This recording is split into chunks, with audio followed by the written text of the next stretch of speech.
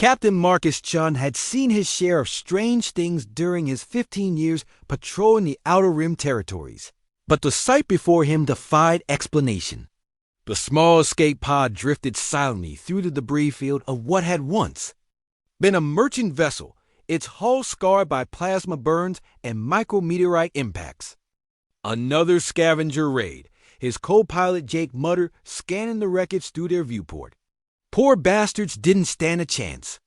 Marcus guided their patrol ship closer to the pod, running a standard bioscan. His breath caught in his throat. Jake, there's a life sign in there. Weak, but stable. The docking procedure took precious minutes. Every second counted when dealing with life support failures.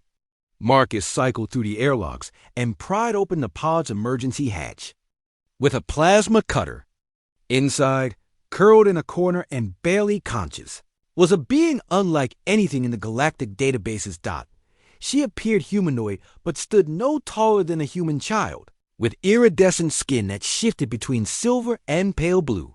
Her large, dark eyes fluttered open as Marcus approached, and she recoiled in terror, speaking in a language that sounded like wind chimes in a gentle breeze.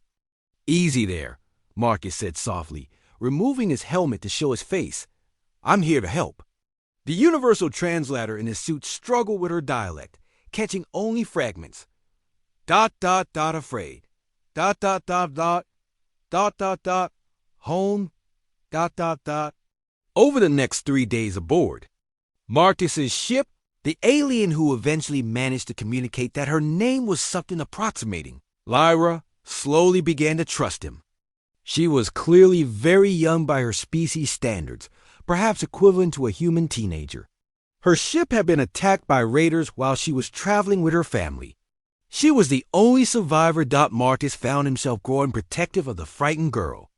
He taught her basic human words while she shared fragments of her own language. She was fascinated by human food, laughing a sound like crystal bells when Marcus showed her how to eat chocolate. "Your people?" she asked one evening in broken English. "They help strangers always?" Marcus considered the question. "The good ones do. It's what makes us human, I guess. We look out for each other, for anyone who needs help." Using the star charts salvaged from her pod and Lyra's fragmented memories, Marcus spent weeks calculating possible routes to her homeworld. It meant abandoning his patrol route, using his own fuel reserves, and risking court-martial for dereliction of duty. Jake argued against it, but Marcus had made his decision. "She's just a kid, Jake. If she was your daughter, wouldn't you want someone to bring her home?" The journey to Lyra's world took them through uncharted space, past nebulae that painted their ship in ethereal colors. Lyra grew stronger each day, teaching Marcus songs from her world and marveling at human customs. When they finally reached her planet, a world of crystal spires and floating gardens, she wept tears that sparkled like diamonds. "I never forget kindness," she said as they prepared to dock at her world's orbital station. "Marcus Chun, good human. Best human." The farewell was bittersweet. Lyra's family tall, graceful beings who shared her iridescent skin welcomed Marcus with a ceremony he didn't understand but felt honored to witness. They offered him gifts of rare metals and crystalline technologies, but he politely declined. "Just seeing her safe is enough," he told them through the translators. Marcus returned to his patrol duties, expecting disciplinary action.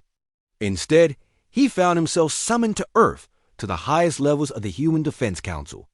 Admiral Torres, a stern woman with silver hair and calculating eyes, reviewed his file in silence.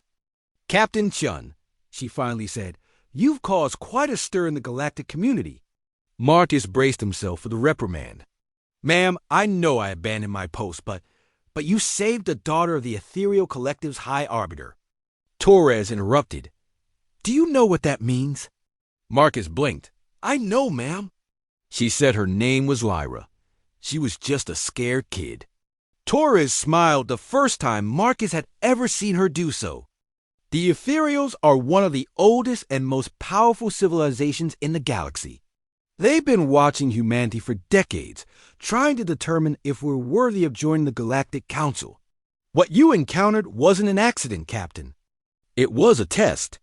The weight of her words settled over him like a heavy blanket. A test? They wanted to see how humanity would react when faced with a helpless alien child. Most species, when tested, demanded rewards or recognition.